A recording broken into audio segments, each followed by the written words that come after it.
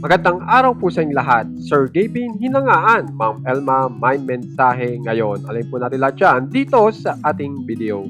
Bali, napakaganda nga po ng ginawang video ngayon po ni Sir Gavin na kung saan napakarami nga pong humanga na madlang people.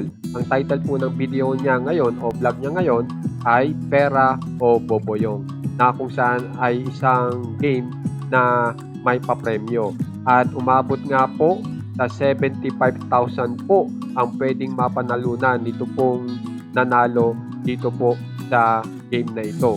Pero sa huli nga po ay ang nangyari po ay hindi po nanalo ng 75,000 at wala po talagang napanalunan dahil ang pinili po nitong contestant ay ito pong tinatawag na boboyong o bayong, na kung saan ay nabokya po siya, na naging isang napakalaking aral po sa mga madlang people na nanunood, na sinasabi nga po ni Sir Gavin na ang sugal po ay walang nananalo sa sugal, na sa halip kung tinanggap lang sana nitong contestant yung kanyang ibibigay sanang 75,000, dapat panalo na, pero sumugal siya, kaya sa halip manalo lalong nabokya. Kaya naman po talagang kinahangaan ng madlang people itong si Sir Gavin, na sa halip po ay gayahin yung ibang influencers na kung saan ay kinakailangan pa mag-promote ng ganitong klaseng game, ay hindi niya po pinayagan na magkaroon siya ng ganyang klaseng promotion, kundi tinuruan niya ang madlang people na wag magsugal. Kaya naman po talagang kahanga-hanga ngayon si Sir Gavin. Samantala dito naman po tayo kay Ma'am Elma, kung saan ay tuloy-tuloy ang gala sa Seoul, Korea. At nagpunta nga po siya dito sa Yunpyeng Hanok Village, kung saan ay napakagandang lugar pala po nito.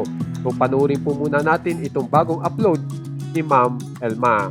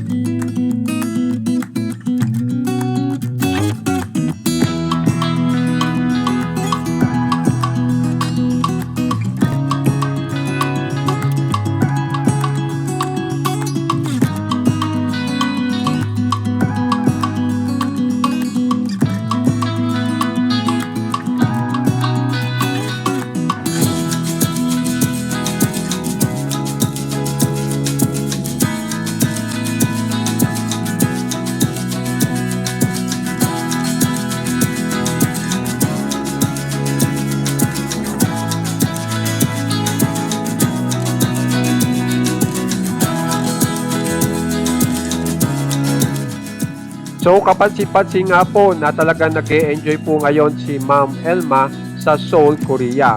Pero meron po siyang mensahe ngayon na kung saan ay patungkol po sa kanyang birthday. So ang sinasabi po dito sa kanyang birthday ay, "Dear self, happiest birthday girl. I'm so proud of you." So kung gusto niyo naman pong ma-update kina Ma'am Elma at kina Sir Gavin, subscribe na po kayo sa ating channel na Wang Katawa. Maraming salamat po.